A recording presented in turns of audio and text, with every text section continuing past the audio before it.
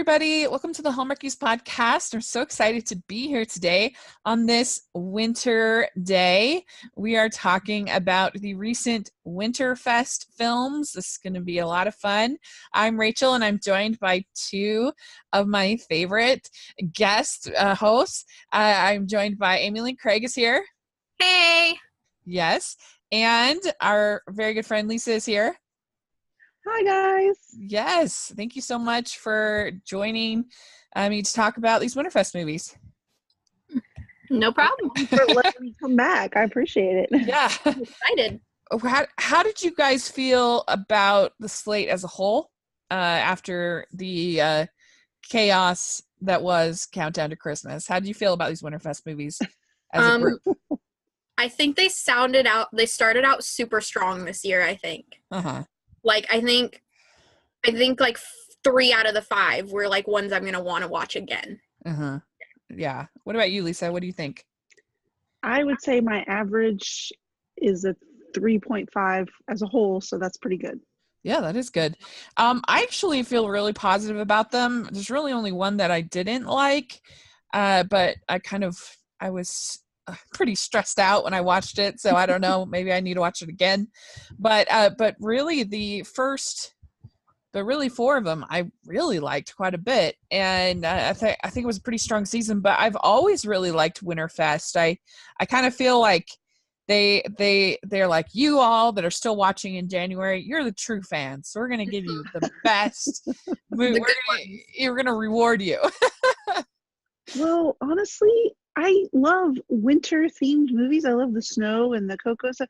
But and no offense, Hallmark, because I love you. Obviously, I wouldn't be here if I didn't love you. But after a while, I get tired of the red and green, like barrage of just red and green everywhere. And so to come to Winterfest where everything's like blue toned, right, and a lot softer and like a lot calmer, I still get the winter fun, but not so much red and green right in my face. It's nice that that actually is, a lot of these are set at ski resorts or that kind of thing. There's actual like winter sports going on. And so that, that's fun. It just feels wintry. So yeah, I mean, last year you had One Winter Wedding, which was so good. I think Love on the Slopes was pretty solid last year. I really liked The Birthday Wish the year before. So it's been a pretty strong season in the past.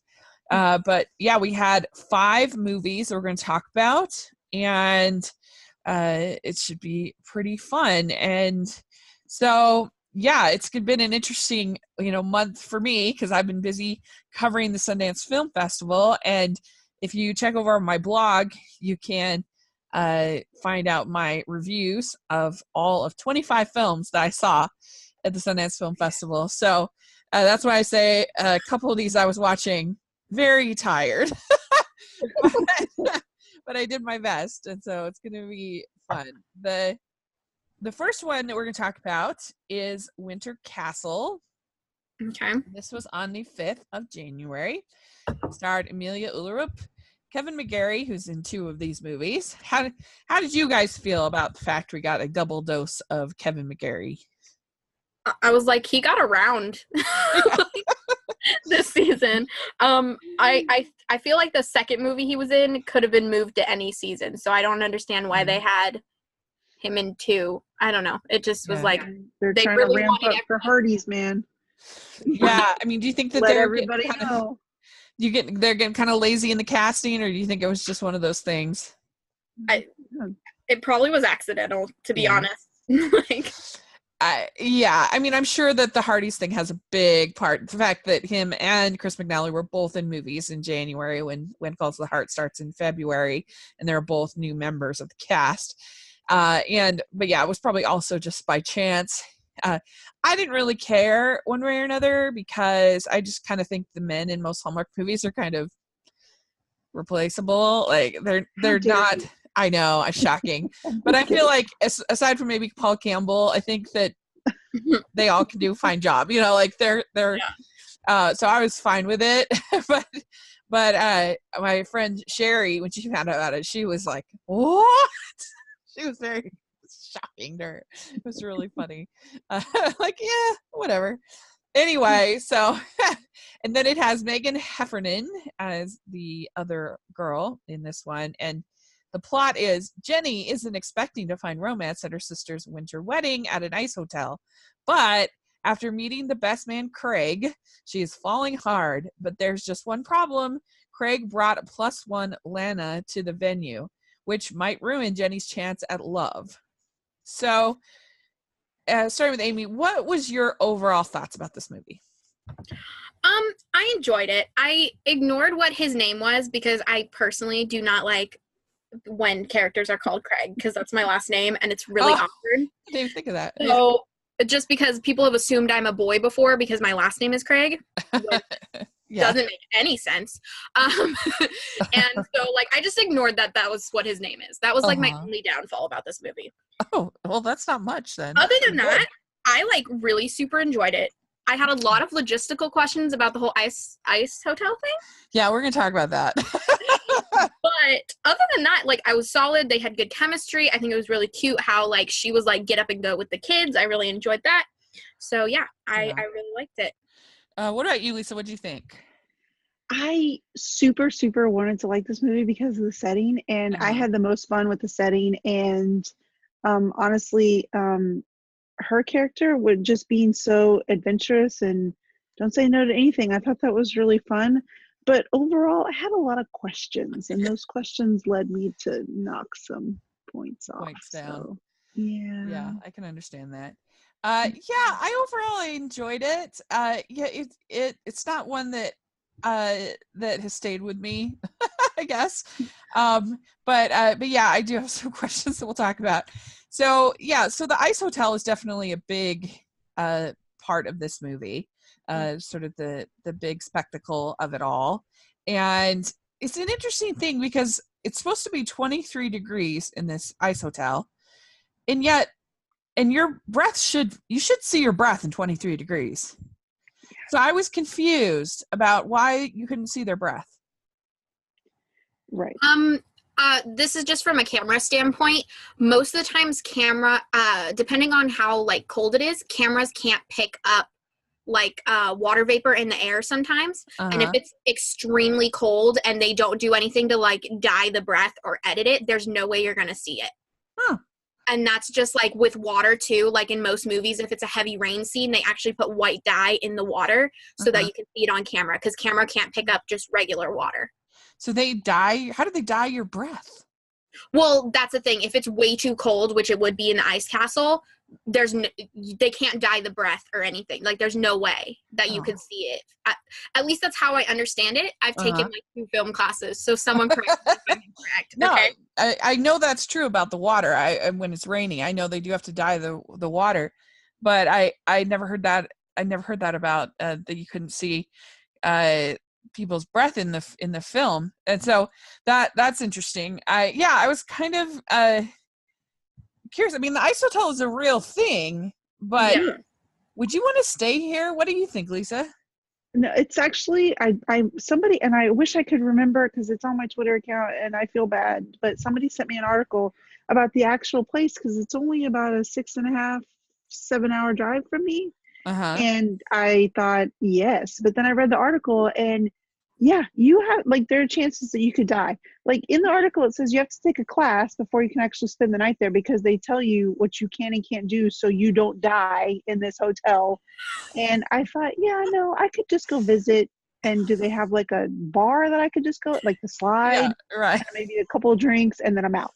Yeah. I don't need to sleep nice because y'all, just real quick, the heat in my house went out this weekend. It was like 15 below wind chill here, and our house got down to like 50 degrees, and I was we were freezing, and I could barely stand it. And I'm like, this place is like 23. No, I'm out. No. Yeah, I have a question. There were no doors on any of these rooms, right? Like nothing.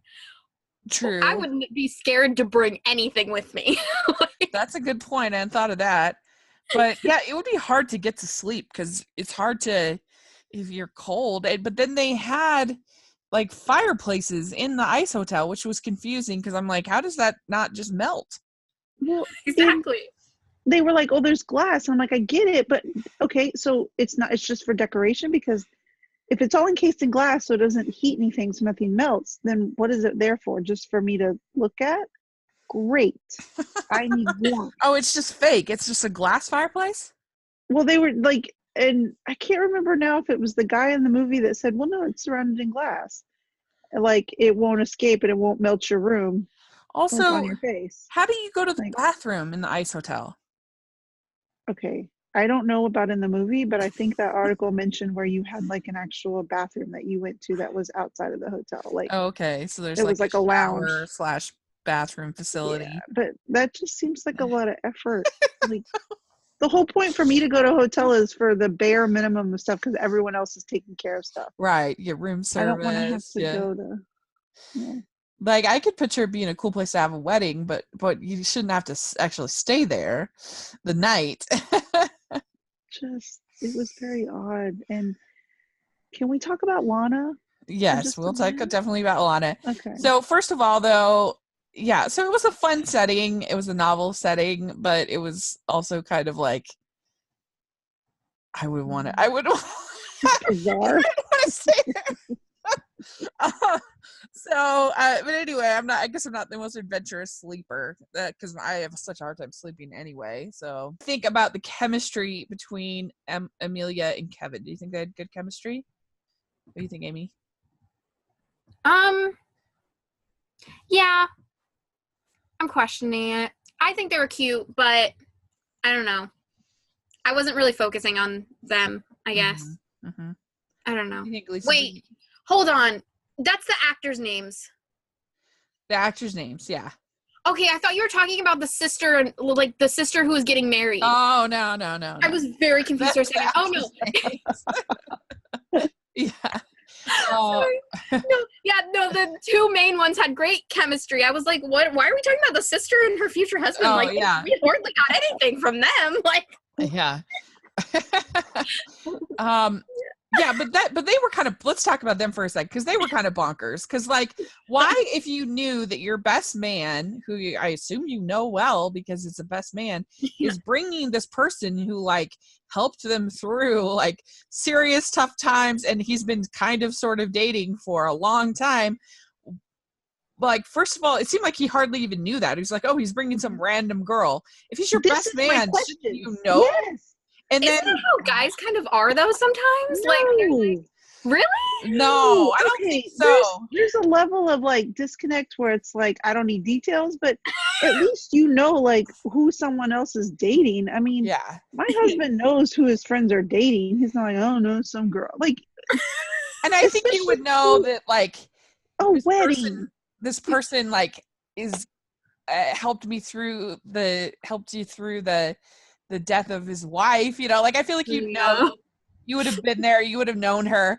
And so like it was sort of like, why on earth is the sister even contemplating the idea that she should be with that her sister should be with this guy, the best man? Like, it's so weird. Like, but did the sister know that he was bringing her with? I feel like that was something that her fiance like omitted or forgot to tell her. Like, oh yeah, by the way. But even then, it was the bare minimum information where he was like, I don't know, some woman, I don't know. And it's what? It was so weird. Focused. Yeah, just really, because here's what I think. I think, okay, when you get married, there are tiers. There's the top tier, and then the middle tier, and then the bottom tier, and you got to have all these people in your bridal party. And it's kind of stressful because you're like, I don't know who to pick. And me personally, I just had my friends, but I know people struggle with this. And so I'm wondering if this groom went down his list of friends and kept getting Ice Castle. No. And then he finally got down to Kevin, who he worked with like in accounting or something, and was like, Kevin, you want to be my best man? Ice Castle. And he's like, sweet, I got to get out and do something. So it's a good theory. That is a good theory. I think I was like, what? And I mean, the Kevin McGarry character, like I just don't understand his, like, how can he possibly be that clueless about this woman who has seen him through all of these hard trials, is, you know, wanting to go on this, basically this, their, you know, this weekend together. And they have that kind of, I thought, sort of a little bit intimate moment in the hallway when he's saying goodbye, you know, or whatever. And he almost sort of kisses her a little bit. And I was like, he's sending major signals. Like, I mean, how could she's super close to his daughter. Like, it defies logic that he wouldn't be like very well aware that this is a big deal to bring her on this trip. But his attitude seemed to be, oh, whatever, you know, she just wanted to come, and I had a +1, so why not? You know, like, what? I feel like he was so oblivious. Yeah. That, like, I was like, his obliviousness was like 14-year-old boy level. Yeah, agreed. Wait, she likes me? No way. You're like, yeah, dude. Yeah. Well, we'll talk more about Lana, but like, so what did we think about Amelia and her like storytelling? That was a big theme of Winterfest, oddly enough, was like writers. Almost every movie included some kind of writer. And so she is like this storyteller, and I have to admit, like, it was kind of cute because she's adorable, Amelia, but I thought it was also very strange. Like, I was joking with Julie Sherman Wolfe. I was like, do you just like randomly burst into storytelling, like, to entertain the children in your life? Like it was a little over the top. She like telling this a great legend in the middle of lunch, you know? You're like, what? Yeah. It was funny to me. I don't know. Would you She wanna... barely knew. Yeah. Right. Yeah. And would you want to buy her fantasy novels? I guess. No. Sure. I don't know. Maybe. Yeah. I mean, it was just really funny. You're sitting down and weaving. She's quite good at weaving all these yarns at a drop of a hat. Yeah. And she develops this really close relationship with the daughter, which is I don't know, it's kind of interesting. I mean, it was fine, I guess. The little girl was cute, and you figured that the little girl must really not like Lana very much. She was like very quickly like, no, Dad, you need to be with this other woman.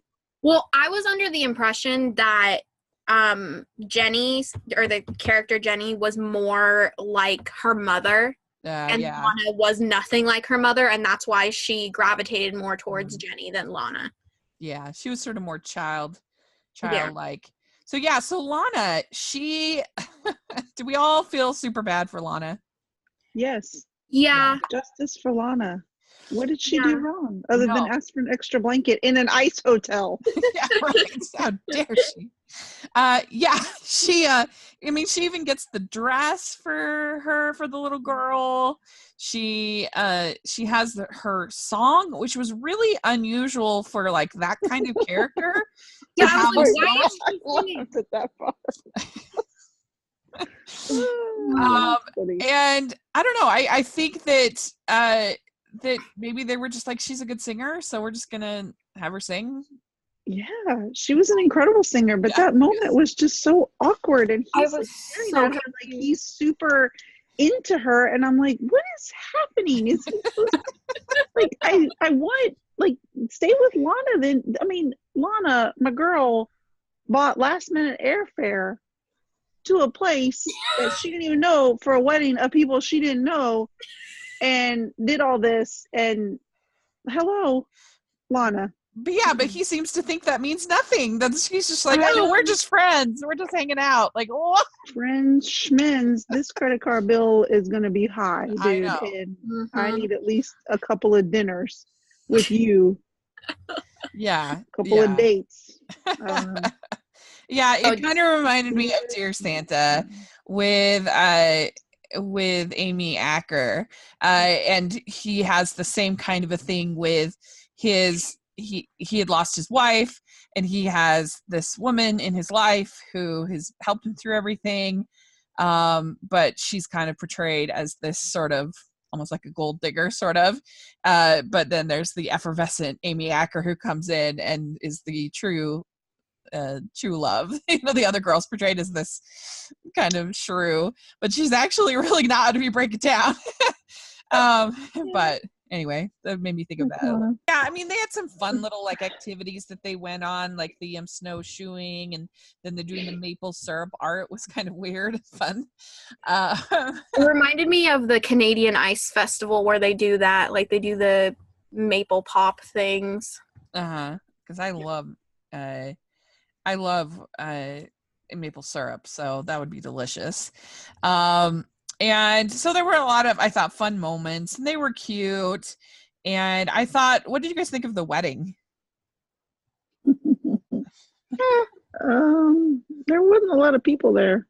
Yeah. And, no, I mean, there was all of a sudden like guests, which I didn't understand where the extra guests come from, because as far as I saw, it was the bride, groom, parents, and the best man, and then all of a sudden there was like 6 other people there. Well, I don't know who they were, but they had like that's true, I guess. But they had like these sort of like it looked like some kind of leather pelt or something, like leather over the blocks, and I thought it looked. And she had a fake flower bouquet.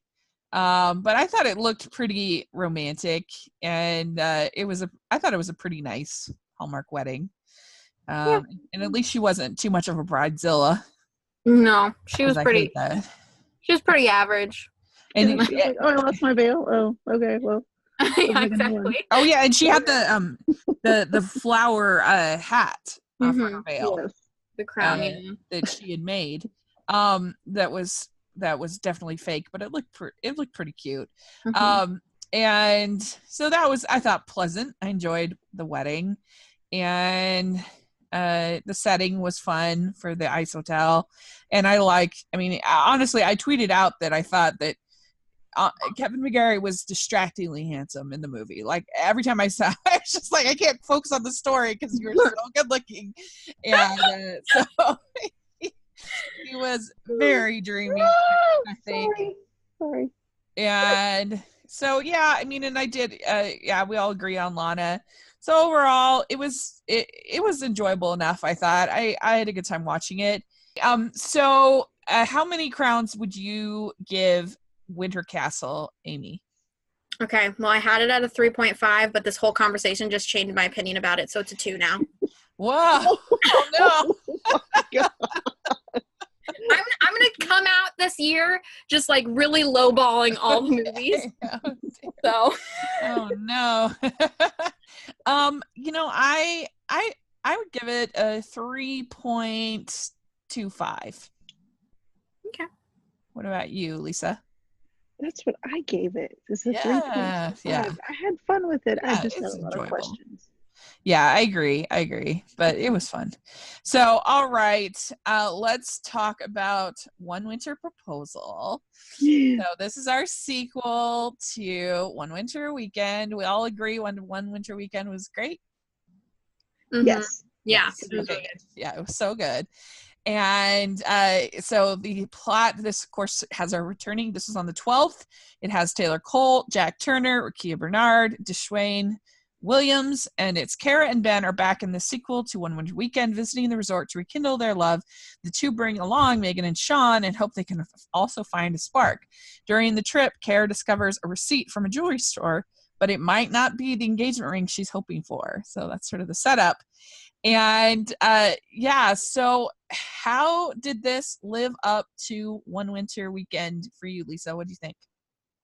I think I just was so excited to see all of them together again that I had a blast watching this movie. I had one huge problem with it, but it wasn't enough to like make me hate it. I had a lot of fun with it. I didn't get to watch it live, but when I did watch it, did I cry? Yes, I did. I did cry.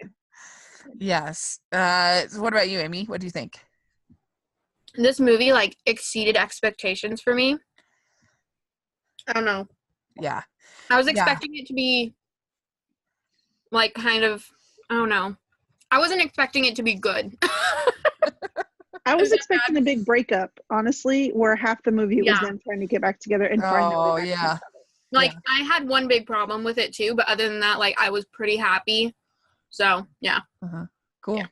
Yeah, I loved this movie. I thought it was great. I think the addition of Ethan played by Cardi Wong maybe even made it even better to me than the first one because he was so great and I love him so much. And I don't know, I have one big sort of bone to pick with it, I guess, but other than that, I thought it was great. And so I was very thrilled with it. And so starting out, did you buy that Megan and Sean would have lost touch the way that they did? Did that feel authentic? No, I thought it Okay. was goofy. Interesting. It kind of, I guess it just depends because, like, yeah, I kind of bought it though because I was like, because they had such different jobs and like coming from a vacation setting to like real life setting, I could see them like playing phone tag for months and then finally just giving up. Yeah. I think that's what they were trying to say is that like what's perfect kind of in this sort of vacation world when you get back to real life kind of sometimes doesn't work out. But yeah, I mean, I guess I bought it enough for it to not be a huge stumbling block for me.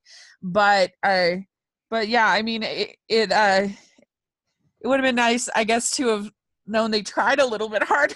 I don't know. Like, what? How did you? Because they had such chemistry. But I don't know. I didn't buy it because they're all friends. Uh-huh. Weren't Ben and Sean friends before this, like Yeah. BFFs, and weren't Megan and Kara like BFFs? And you're telling me in a whole year, none of them ever got to like, they didn't go out to dinner Until together. the New Year's They party. didn't go out to like a movie. Like, hey, oh, I'm going out with Yeah. Sean. Call and see if Megan can come. Right. Really? Yeah, Anyone? that's a good point. I Yeah. think it's a good Okay. point. Yeah, it seems a little questionable. Yeah. But so did you guys like Ethan as much as I did? Cardi Wong's character? Yes. Oh my gosh. I He love it. deserves to be a leading man someday. Yes. We'll talk about Lara Miata in Winter Love Story, but I got to interview her and I interviewed Cardi, and I think they should make a movie with them too as the leads. Yeah. They would be so good. Yes. Yeah. It'd be so cute. Oh my gosh, it'd be so cute. I don't know why Cardi Wong, for some reason, I always go, oh my god, he's so adorable. Like, I don't He's such a great guy and a good actor, I think. And I think that would be really, because she's great too. And so anyway, but yeah, did you like him, Lisa? Were you? I did, and I was pretty much pumped. Like that was like the first thing that we saw. I mean, yeah, it's like, yes, hit me with all of this goodness because I guess I didn't realize he was going to be in the movie. So when I didn't live tweet or anything. So when I first turned around, I was like, what? Oh my god! Yeah, because he was just so great in like just kind of pushing her out of her comfort zone and kind of pushing her towards kind of not necessarily just pointing out to her like, you were really, look how happy you were in this when you were with Sean, look how like you, because you would try to write it off as this is just business or whatever, we were just hanging out, we were just skiing, and he'd be like, yeah, no, not so much, look at these pictures I took. I enjoyed that, like, so he wasn't a conflict point. I enjoyed that, like, right away as soon as they got to the cabin. He was like, someone asked him, and he was like, oh, yeah, my girlfriend's a teacher. Like, that right away got taken care of, so there wasn't, like, any problem there. I was very happy with that. I agree. He was really fun. And so you have kind of this plot of Ben introducing this new snowboard called Charmed. That doesn't sound like a very good snowboard name to me. Do you agree? The design on that board, that graphic design. I mean, I just feel like, from what I know about snowboarders, they're a little bit more sort of rugged. Like, yeah. Like, I don't know, rugged's not the right word because that sounds like a cowboy, but like they're not charmed. Snowboarding to me. Like, I forget what his name was. I died. Was in the first one, but was like, are you selling these snowboards to 11-year-old girls? Like, that's which would have been genius. yeah. And the design looked like someone had made it on like Pic Collage or something, like some like random iPhone app. I was a little like, I almost fell off the couch. I was like, what? Okay, Hallmark, if you're listening, I'm available. I will make mock-ups all day long. yeah, it's like, we got Photoshop. Come on. Man, that's right. I will illustrate the business out of it. Just hit me up. Yeah.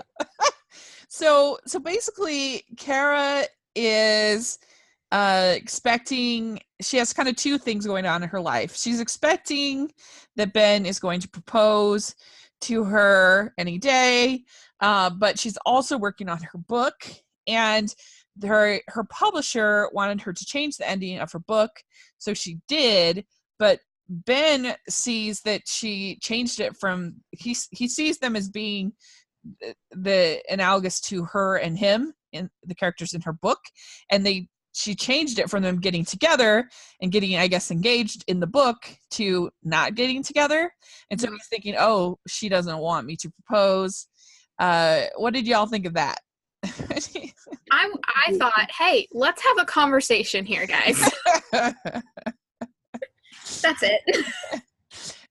It was fine for me. It was cute enough. I guess, yeah, so much of romantic comedy conflict, you can just talk it out and have a little nice lunch and talk it out, but whatever, they kept miscommunicating, and so yeah, he's all worried that she is not as invested, and she made her book worse by listening, but not going with her heart instead of going with what the publisher said. I don't know. What do you think, Lisa, of that? Honestly, my biggest concern was the fact that she got a full mock-up in a hardback with a dust jacket, and she still wasn't sure about the ending of the book. And I'm thinking, ma'am, that's true. How is this possible? Not only that, but it was literally sent out to critics, or at least 8 critics to review. Yes. And I'm thinking, okay, I used to get ARCs all the time. Yeah.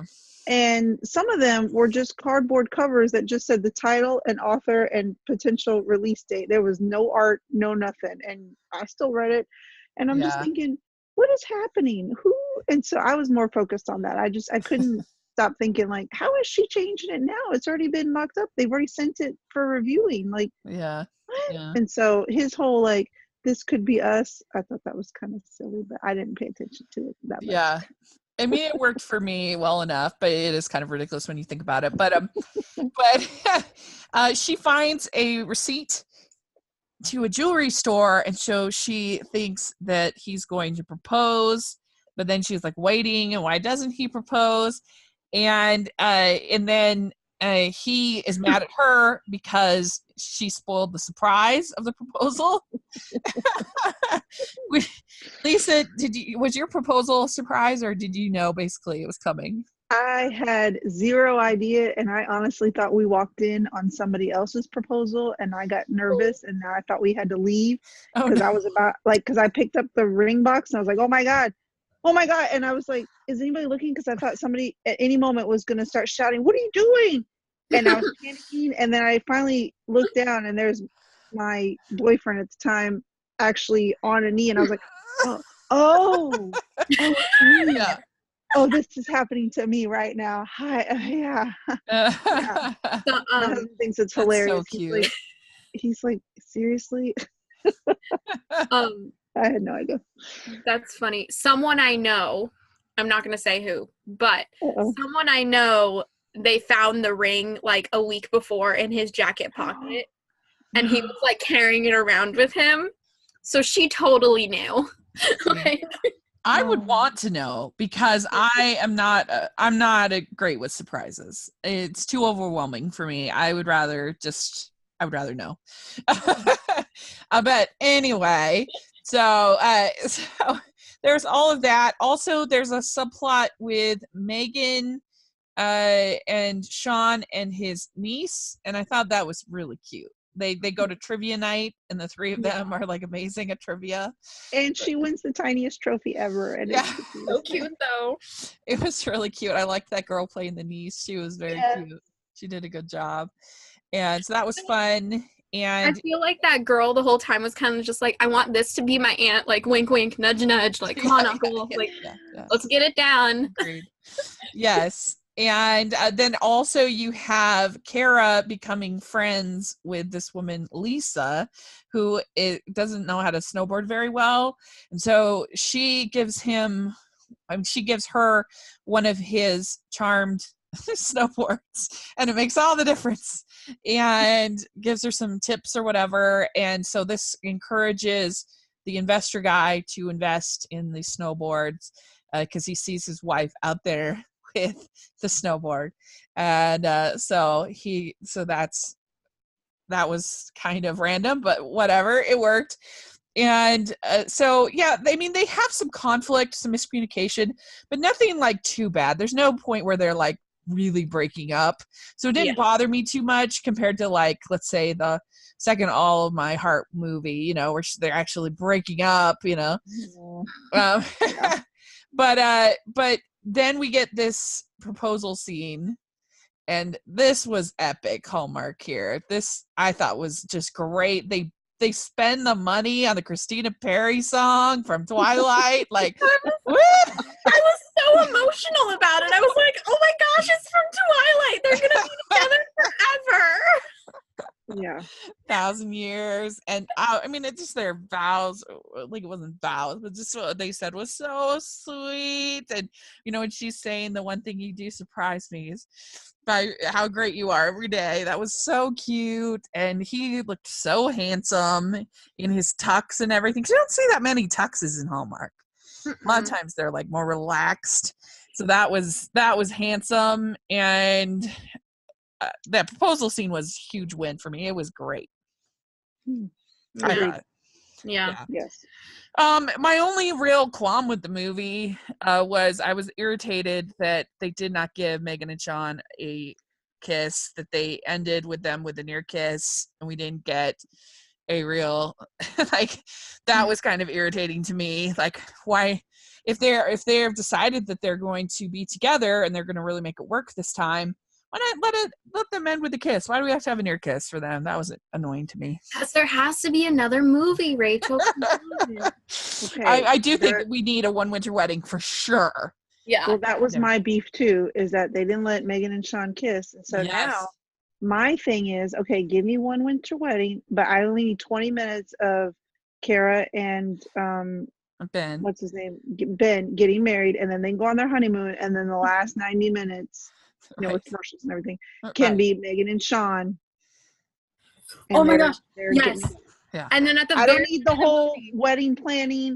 Oh my gosh, we're gonna call off the engagement. Oh my gosh, I gotta hurry because these snowboards need to be ready, and I can't focus on the wedding. Well, my book's important. I don't need all that. Listen, Hallmark, I don't need all that. So Just like, But you know what would be really fun though is if it was sort of a surprise that that the end is actually surprise 2 winter weddings. That would be okay. Give me all that then. I was thinking that, they could have the wedding in like the first 20 minutes and then it's all about them. And then at the end, like they're on vacation for like a month or something, or like it goes a little bit longer for the whole winter or something. And then at the end of it, she gets a call from, what is it? Ben is with who? Kara, and gets a call from Kara and is like, I'm having a baby. So then the next year it's One Winter Baby. Okay. Yeah. Yes. I'm on board. I loved this movie. I thought it was great, and I won't even lie how many times I watched that proposal scene because it was amazing. So I am going to give this 4.75. Oh, that's high. Yeah. I mean, I if it wasn't so early, I don't know, like the little things about like naming the snowboard Charmed, like that doesn't really impact it. But I mean, I guess if they'd had the kiss, then I could maybe give it a perfect score, but I thought it was pretty close to perfect. I mean, it was all the acting was really good. They had Ethan being amazing. They had, I loved it. I thought it was, in that proposal scene was amazing. So 4.75 for me. I'm sticking with it. Yeah. Lisa, what about you? I gave it 4 crowns because Yeah. that non-kiss was a full crown for me. Yeah, I can understand that. What about you, Amy? I give it 3.5 just strictly because I was like, come on, communications. We could fix all of it. 2 Fair seconds. enough. And then we would have had time for the other couple to kiss. So Yeah, true. come on. Well, I mean, technically, kissing and near kissing take the same amount of time. That's not a time issue. Boy. Anyway, okay. So next we had A Winter Princess, and this is on the 18th. It stars Natalie Hall, Chris McNally, and Brendan Zub, and Casey Manderson. And Carly, an undercover princess, needs to plan a ski retreat's 50th anniversary party with the owner's handsome brother, Ben. So this movie, here's my opinion about this movie. This movie, by all like nuts and bolts kind of thing, is terrible. Like it's really bad. I mean, the story isn't great. The plot makes no sense. I mean, the acting, I guess, is fine, but it's very over the top, very silly. But here's why I think it works, and I enjoyed it, is because I feel like this movie is kind of, there's sort of an inside baseball thing, I think, to this movie. I think this movie knows this is the 8th Hallmark princess movie we've seen in just over a year. And I felt like a lot of what it was doing was kind of, maybe I'm giving it too much credit, and that's very possible, but I felt like a lot of the kind of things were just sort of, it was borderline parody almost to a point of these princess movies to me. There were so many things that were so silly that it made me laugh. And I thought were very funny. And so it was, I don't know, I felt like they were leaning in to all of those sort of tropes and stereotypes and the insanity of it all. And so I actually did end up enjoying it, but I could never defend it as an actual good movie. But I felt like it was kind of made for Hallmark fans only. I don't know if that makes sense. But what did you think of it, Amy?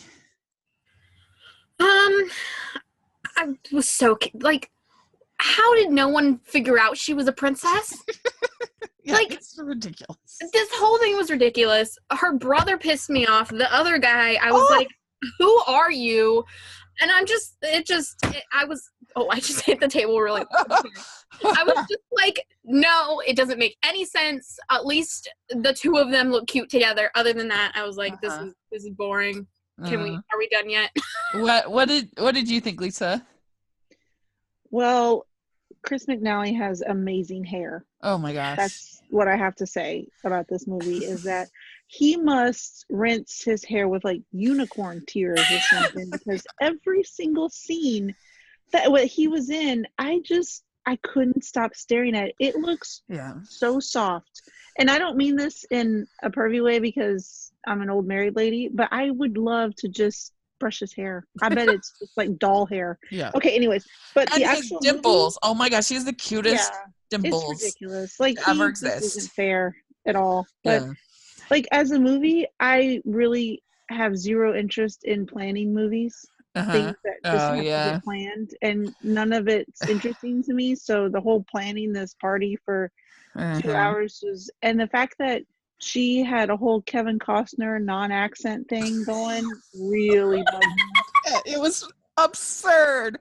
It was, they try to claim that, I went to American boarding school, and I'm like, that doesn't change, especially when you actually are around your family. Like, if you're actually around your family. A Southern thing going on, and I'm thinking, what? And then, okay, I saw the preview photos where Casey Manderson was in the background, which led me to be like, maybe this movie won't be so bad.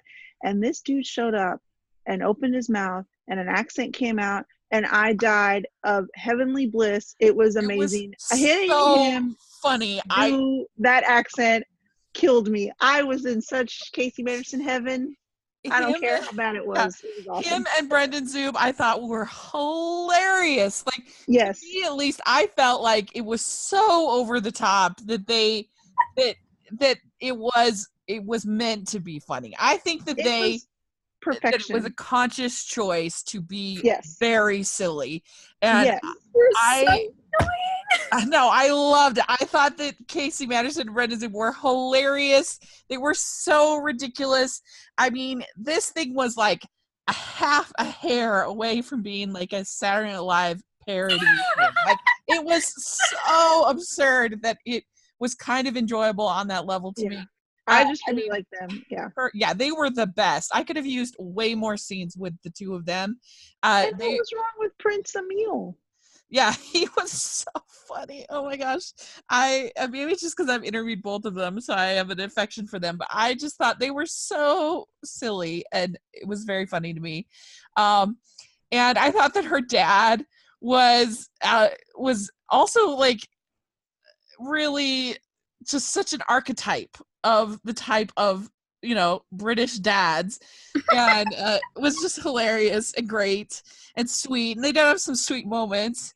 And there were just so many bonkers parts of this movie. Like, I just love the fact that they have this giant lodge just sitting there. Like, what was wrong? I guess the parking lot was wrong. I don't know what was wrong with that lodge, but that was sure convenient for this party. Yeah. And they weren't using, but were like, that was crazy. And uh just I don't know. It was nuts. This movie was bonkers. She's mad at the Chris McNally character for exposing her, but it's like, how this is a world with Google. Like, what's going on? Like, is this a really remote destination? Like, I feel like it was that remote. I mean, and they're able to get all these new people to come out to this party. And I mean, if I was a princess and really wanted people to come out to my party, I think you could just make it a princess party. Like, what? So I guess my thing on that was, if somebody told me right now that there was an event happening and the main special featured guest was a princess of a country I'd never heard of, I'd be like, okay. And like, it wouldn't be a big draw for me to come and see a real life princess. But like, it would be for enough people, though, to like get, I think, people there. But evidently, I mean, her family, they're like, it's like Prince Harry and but yeah, I don't know. I can't really defend it too much. I just thought it was insane. And her dress was pretty. I thought she looked pretty at the end. And so, yeah, I mean, I'd give this one 2.75 crowns. Rachel, do we have the same brain tonight? Because that's what I did too. Oh, there you go. Stop. And most of that is for Casey Anderson and Brendan. Exactly. Casey Anderson and making me laugh really hard. Yeah. Amy, where do you give it? 2.5, and I'm gonna say like most of that is just for Chris McNally's hair. He's like he's like the McDreamy of Hallmark. Yeah. Like, yeah, he is so handsome. Woo. All right, let's talk about Winter Love Story. Okay, so this is with Kevin McGarry again, and he's basically a co-lead in this one with Jen Lilly, and the little write-up is Cassie is having problems selling her first novel, so she teams up with fellow author Elliot to help her out. Although she expected to sell more copies, what she didn't expect was to fall in love. So this movie, my overall thoughts about this one is I really enjoyed it. I thought it was pretty well written. I liked sort of the back and forth between Kevin McGarry and Jen Lilly. I liked the writing part of this better than the writing part in Winter Castle. I thought, like, there are two different styles of books, and doing these book signings and stuff like that was kind of fun. It's probably ridiculous, but I liked Lara Miotta a lot as her publicist. I liked her best friend, Becca, the coffee shop owner. I thought they were fun. I was a little bit confused by her by the way they portrayed her mother, because it seemed like her mother was nothing but super duper great and super like warm and loving and kind. And I felt like they kept wanting us to kind of judge her as this harsh character. And I didn't quite get it, what she'd done that was worthy of any of that. So that was strange. But overall, I mean, there was some frustrating moments, especially towards the end. But I thought it was a pretty solid little romantic comedy. And I really liked Bungie, the dog. So, so Lisa, what do you think of this? The one thing I kept thinking that this movie was cozy. Like Yeah, the whole thing just felt like so cozy, and I had some problems with it too. Mainly the big conflict at the end I thought was rather goofy. But I thought it was really funny. I love Jen Lilly when she's in her more comedic roles. I think she pulls it off really well. I thought Kevin McGarry, I thought this character, I enjoyed his character Elliot in this one more than I did his character in Winter Castle. And honestly, I was super, super excited to see those book cover designs, that they weren't just like, clip art. They were actually really good book cover designs. I was excited to see that. So there you go. Yeah. What do you think, Amy? What do you think of it? This was my favorite of all, like, the new ones. Yeah. This was my favorite, excluding Movies and Mysteries, but this was my favorite so far in 2019, and I love their chemistry. I love the dog. I love the writing aspect. Mm-hmm. I just thought that he looked so good in glasses. Oh, yes.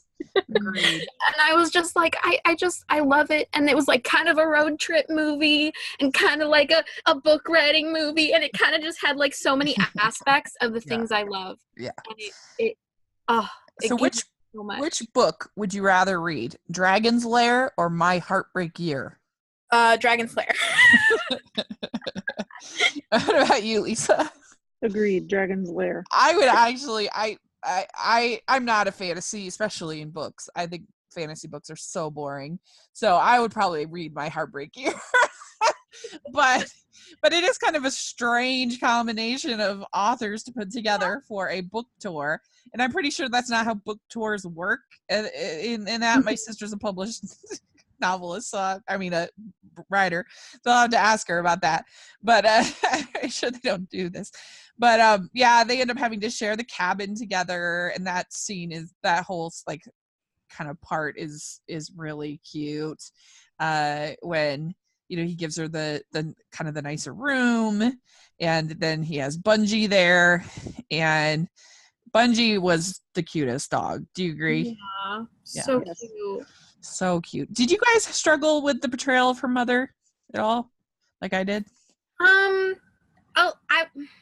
A little bit, because I was kind of like, I understood why she didn't want to promote that her mother was who she was, but at the same time, I kind of feel like maybe she made a little bit too big of a deal out of it, and also her mom was kind of acting weird about it. I think it was just like a kind of like a rocky-ish relationship. Yeah, it was weird because she portrayed it as a rocky relationship, but everything I saw, she was like super loving and kind, and I was just kind of like, I don't understand this dynamic really.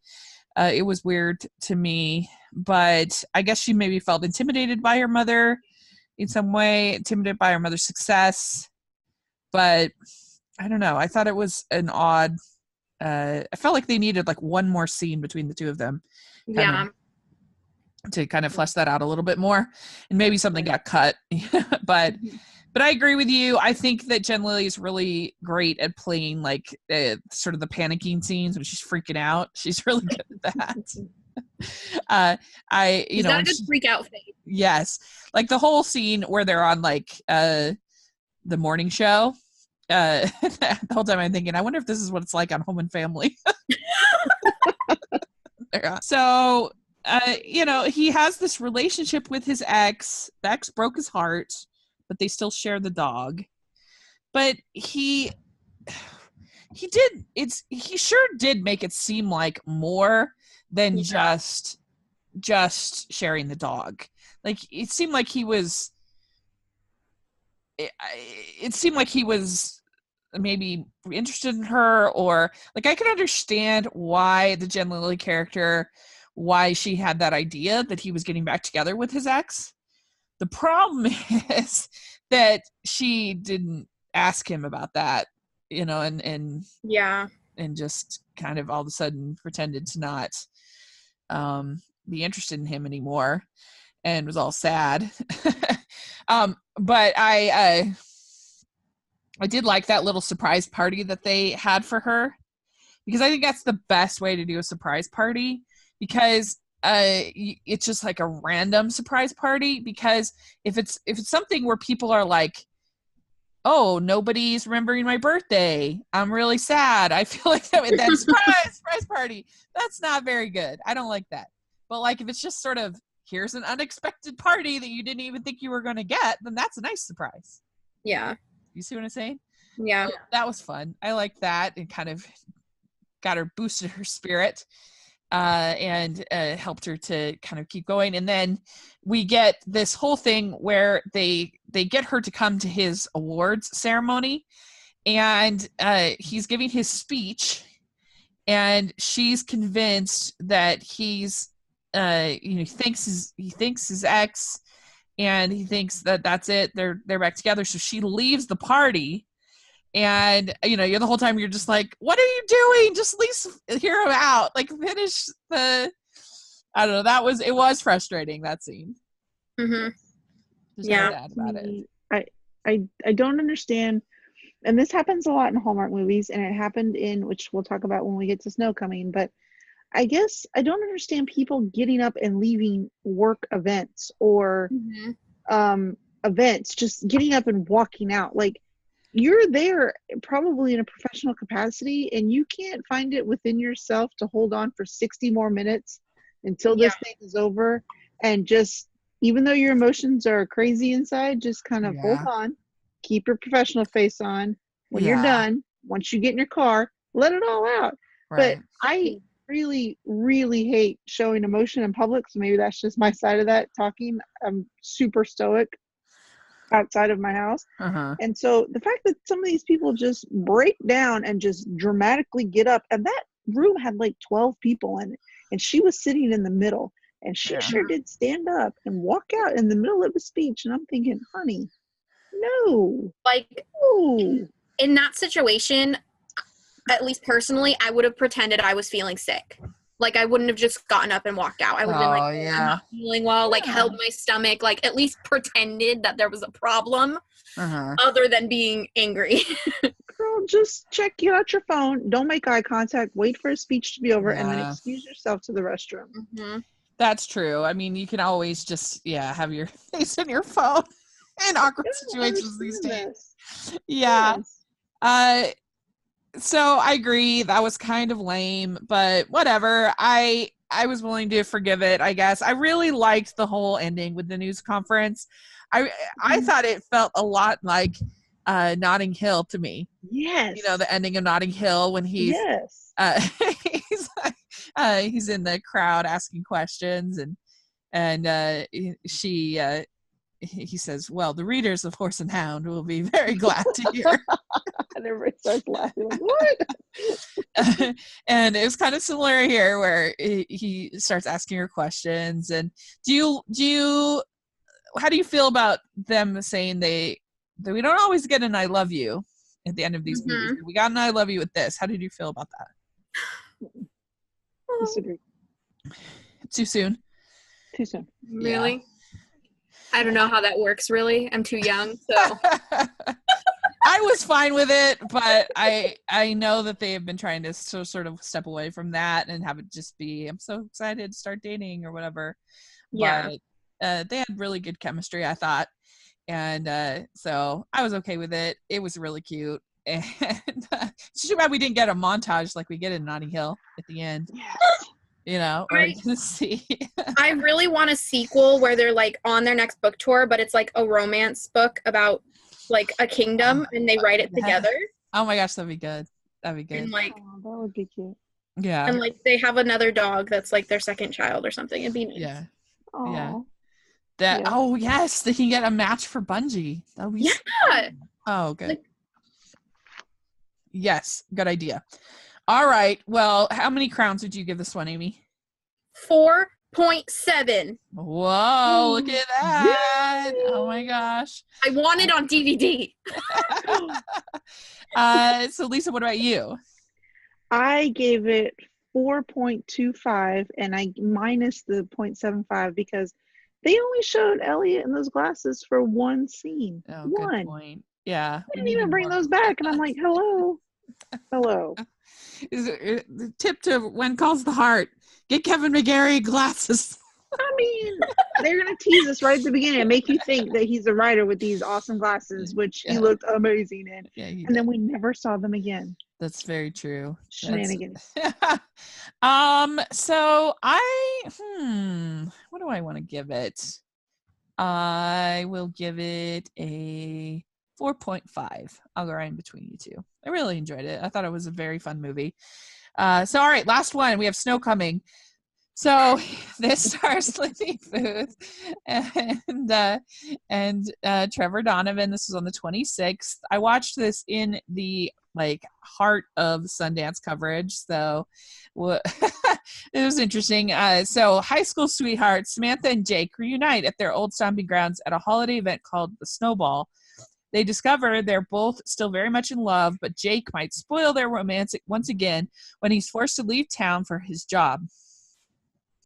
So this movie, I was not very high on, to be honest. And like I said, it was kind of a stressful time, but I just felt like the story was so thin. There was just almost no conflict between these two people. It was so obvious that they were in love the whole time. So there was very little really keeping them apart. And I thought that the resolution with him, he supposedly just played in the big game in the Super Bowl, I guess. And yet he's going to retire, even though he's just played in the big game, because of overall aches and pains or something. What?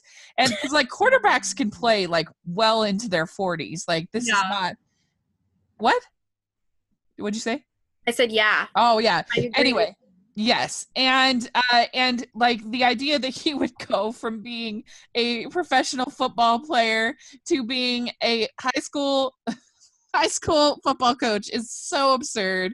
And so yeah, that I just felt there was nothing here. It was just very bland, but I thought that Trevor Donovan and Lindy Booth were really great, and they made it way better than it had any right to be. And I thought they did actually have nice chemistry together.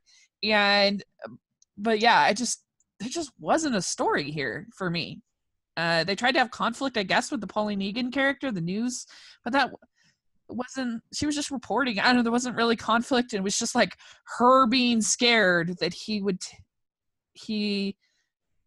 would not be part of the town, or he would leave her, but it was weird. But anyway, so yeah, I was pretty bland on it. But what did you think of it, Amy? I'm just gonna let you know, I don't know what happened at the end because I fell asleep halfway through this movie. Yeah. That was how riveting it was. It just I love both the actor and the actress, but honestly, this movie bored me to tears. Yeah, it was. Yeah, I agree. What do you think, Lisa? Well, I did not have a lot of high hopes for this just because in general sports movies usually bother me, but sports movies made for television usually bother me way more because there's a lot of times not a lot of research done. And a little background, my dad was our high school head baseball coach and slash football coach. I mean, he wasn't the head football coach, but he was one of the football coaches on varsity. And my sister was a coach. I was an athletic trainer for over 20 years. There's a lot of sports that happened in my family. So especially football, I was on a sideline for about 20 years straight. So when I see football movies, I start getting because I'm what are they going to portray that's ridiculous? But this one luckily didn't actually portray a lot of football. So I kind of looked beyond it. And the dad, Ed, I always say his name wrong, and I'm sorry. Theismann? No, not Joe Theismann. Marinaro. Yes. And he reminded me of my dad as a coach, and so that was really sweet. And so I connected with that a lot, especially being a coach's daughter. I super related to that. Uh-huh. But my question was, like you said, Jake played in the big game. Now, what big game? Are we talking Super Bowl here, or are we talking like they got out in the playoffs? Because depending on that, that means that this is around January or February because the Super Bowl just happened. Mm-hmm. Okay, so that means that her dad is retiring in the middle of a school year. What? Like Yeah. semester Yeah, or that end was of year? weird Like, why too. are they letting him retire? And then he's also a teacher. Well, and Okay, also, why would you have snow coming before? Like, you don't have. What is snow coming? Because there's homecoming. That's in the fall. That's yeah, okay. From what I remember from high school, snow coming was basically like winter formal, and it happened like end of January, early February, and that was normally like the non-formal but kind of formal dance. Okay, because this is the first I'd ever heard of it, and I'm thinking, why is he retiring in the middle? You can't wait, because if it, okay, let's say conservatively, it's the end of January and school gets out Mayish. You can't wait 4 more months. Yeah, that was weird.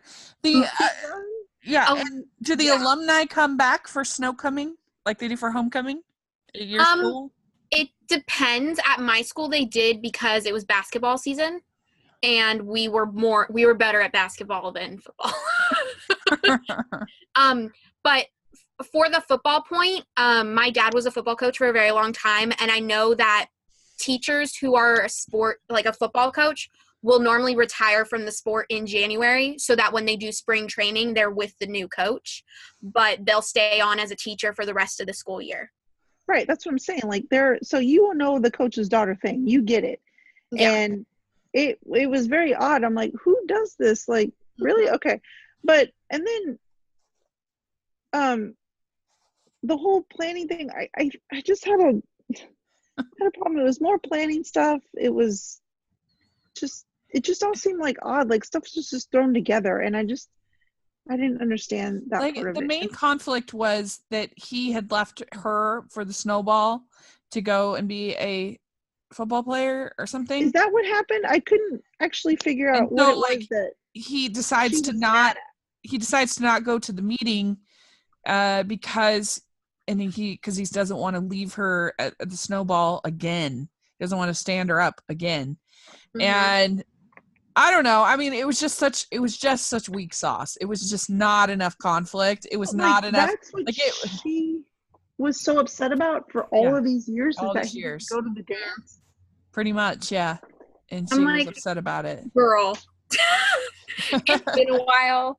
Like, you guys are adults now. Come on. Yeah. And there was the whole thing with her, her publishing company wanting her to not publish young adult novels. What? Oh my God, I forgot she was a writer. If she had really developed all these relationships with all these young adult novels, and they're like, no, we want you to work on cookbooks instead, that makes no sense. Like, what? I mean, unless you've got Bobby Flay and maybe in your camp, I guess maybe work on the cookbook, but like young adult novels, that's like where it's at. If she has, I mean, that was bonkers. That was ridiculous. And how did she get a job as a librarian without a library science degree? Yeah. Like, I don't know. That woman was just like, come be the librarian. I'm like, really? Because my husband is actually in grad school right now to get his library science degree, and he can't get a job. The only way that can happen now is if you're grandfathered in, like you were a librarian like 30 years ago.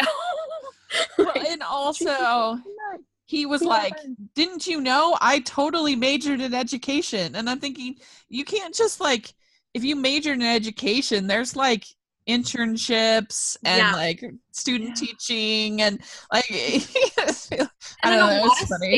like a lot of states you can't even major in education anymore. You have to get something on top of a bachelor's degree to be in education. It's like Spanish education or something like that. Like my major has nothing to do with education, literally, but I have to do a full 2 years after I get my bachelor's degree to be in education. Yeah. Like, what?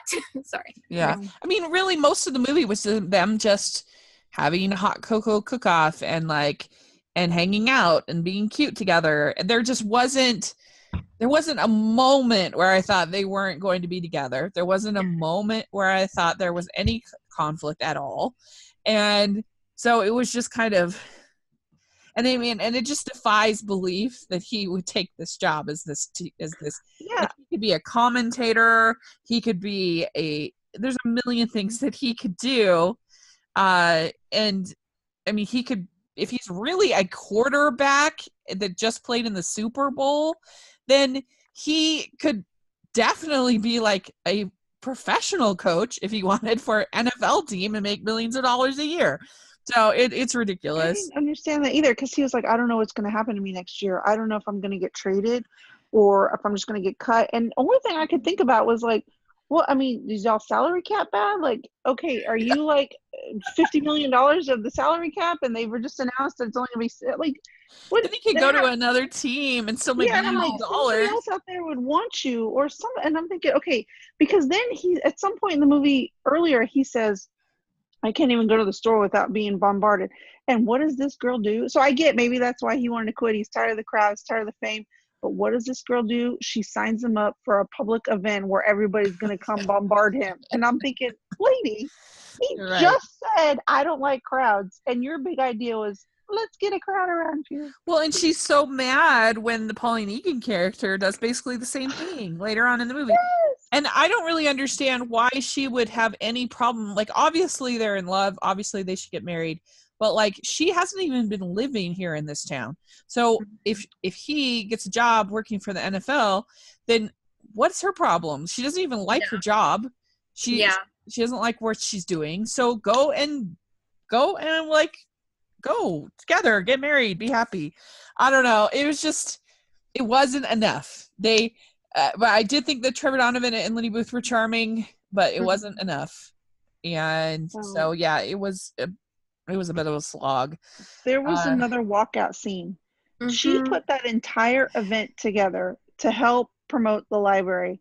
She gets one look at him and he may or may not be leaving afterwards. And instead of saying, are you leaving afterwards? She just gets up and leaves the event and goes to that treehouse to pout. And I'm thinking, that was your event. What is it with Hallmark leading ladies and wanting to pout about things? When they stay and finish your commitment.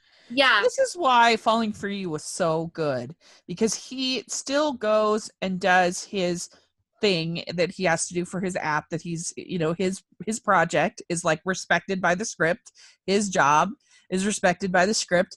And he goes down there, he still does his presentation, but then he's there and to support her as well. Like, he figures it out. He's like, can we do the presentation a little bit earlier? Oh, we can. Great. Let's do it.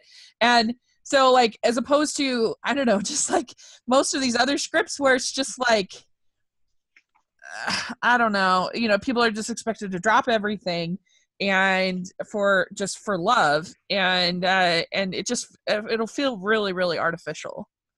And particularly him taking this job felt very phony. It did. So yeah, it wasn't very good, unfortunately. So it's too bad to end Winterfest on a not great note. How many crowns do you give it, Amy? 1.5. I get it. What about you, Lisa?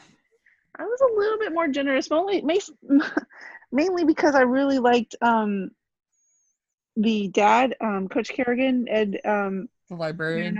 Yeah, and then also the relationship with the woman that played Alice, Linda Boyd. I love her, and I love anytime she's in a Hallmark movie, and I really liked their relationship and all that. So I actually gave it 3 because it wasn't as bad as I thought it was going to be, and I liked it better than the princess one. Oh, okay. I will give it 2 crowns. So there you go. That's what I think it deserves, because pretty much just for Trevor Donovan and Lindy Booth get each 1 crown. They're very good, I thought. But there you go. So that's the Winterfest. We did it. So let's talk about. So I would rank them. I would say Winter Proposal is my favorite, and then I would say Winter Love Story, and then Winter Castle, Winter Princess. And then pretty far down, I'd say Snow Coming for my ranking of them. What about you guys? What about you, Amy? How would you rank it? So my top is Winter Love Story, then One Winter Proposal, then Winter Princess, then Winter Castle, which those two are kind of tied in my opinion, and then last is Snow Coming. Ah, very good. And Lisa? I had Winter Love Story at number 1, One Winter Proposal number 2. I had Winter Castle at number 3. I had Snow Coming at number 4, and I had a Winter Princess at number 5. Great. Awesome. Well, thanks you guys so much for coming on the podcast talking about these movies. Let us know what you thought of the Winterfest movies and how you would rank them. That would be really great.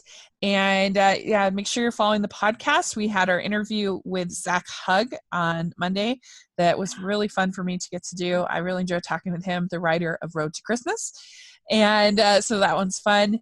And then we have on Hallmark this weekend, we have the new Sam Page vehicle, The Story of Us, which should be a lot of fun, and the new Emma Fielding movie on Hallmark Movies and Mysteries on Sunday. So lots of fun stuff to check out. And we will be talking next week on the podcast about the 2 mystery movies of January with my dad as the guest, which I'm so excited about. Yes, Amber will be back for that. So it should be really fun. So get ready for that. And yeah, let us know what you thought. And thanks so much. Lisa, how can people find you? You can find me on Twitter and Instagram at Girl Gone Hallmark. Great. And Amy? You can follow me on Twitter and Instagram at It's Amy Craig, and then on YouTube, youtube.com/weekendallstars. Great. And you can find me at Rachel's Reviews on iTunes and on YouTube. And my blog where I have all my Sundance logs is 54 Disney Reviews. So check that out. And I am now on Rotten Tomatoes, which is very exciting. So a lot of fun stuff to look at and the podcast. And thanks so much, ladies. And we will talk again soon. Bye. Bye.